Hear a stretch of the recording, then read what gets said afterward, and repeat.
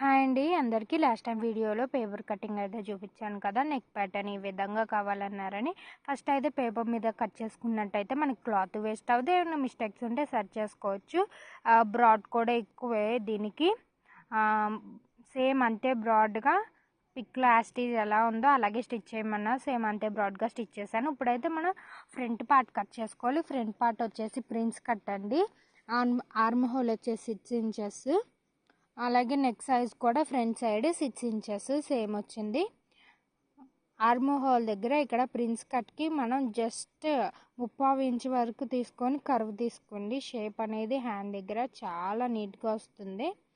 అలాగే మనకి నెక్ దగ్గర కూడా సేమ్ అంతే విత్ తీసుకోండి. నేను పైపింగ్ ఏం వేయట్లేదు, జస్ట్ స్టిచ్ వేసి రివర్స్ చేసి స్టిచ్ వేస్తాను. ప్రిన్స్ కట్ కోసం మార్కింగ్ నెక్స్ట్ వీడియోలో చూద్దాం.